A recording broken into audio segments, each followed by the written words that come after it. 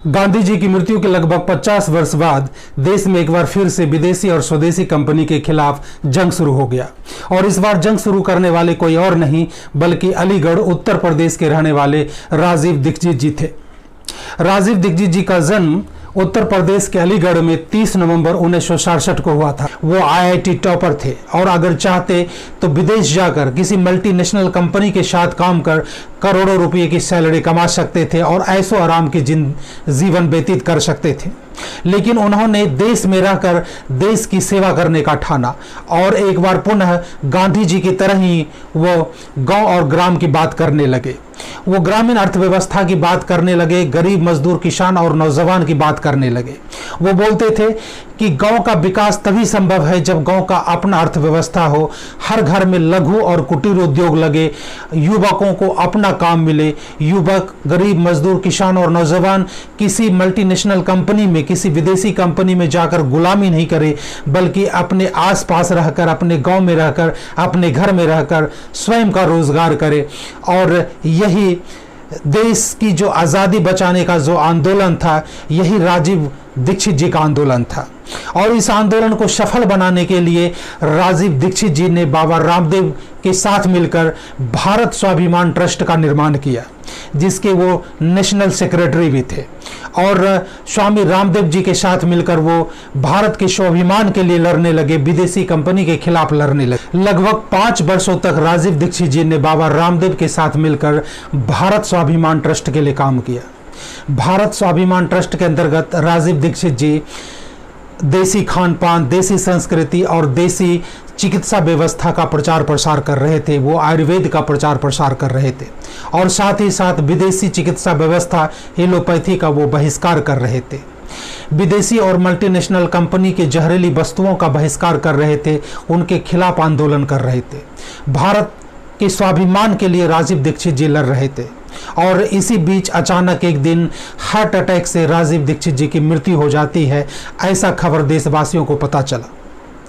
भला राजीव दीक्षित जी का heart attack से मृत्यु कैसे हो सकता है? वो तो बिल्कुल भले चंगे थे, बिल्कुल स्वस्थ थे, आयुर्वेद के जानने वाले थे और रोज सैकड़ों किलोमीटर वो यात्रा करते थे और सैकड़ों लोगों से मिलते थे, मीटिंग ऑर्गेनाइज करते थे। बिल्कुल वो चुस्त दुरुस्त थे। भला उसकी हार्ट अटैक से मृत्यु कैसे हो सकती है? और जिस प्रकार पंडित नेहरू ने गांधी जी के हत्यारे नाथूराम गोडसे को 1 साल के अंदर ही उन्हें फांसी पे लटकवा दिया गया ताकि नाथूराम गोडसे की फांसी के साथ ही गांधी जी के मर्डर का रहस्य उनके साथ ही सदा सर्वदा के लिए दफन हो जाए, ठीक उसी प्रकार बाबा रामदेव ने भी राजीव दीक्षित जी को अपने आश्रम में लाकर बिना पोस्टमार्टम करवाए उनका दाह संस्कार करवा दिया ताकि उनके दाह संस्कार के साथ ही राजीव दीक्षित जी के रहस्यमय मौत का रहस्य उनके साथ ही दफन हो जाए।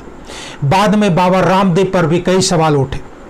अगर राजीव दीक्षित जी की पोस्टमार्टम हो जाती तो यह भेद या रहस्य खुल जाता कि उनकी मृत्यु जहर देने से हुई है, ना कि हार्ट अटैक से। राजीव दीक्षित जी के मौत के कुछ साल पश्चात ही बाबा रामदेव ने भारत में स्वदेशी व्यापार का सबसे बड़ा साम्राज्य स्थापित कर दिया।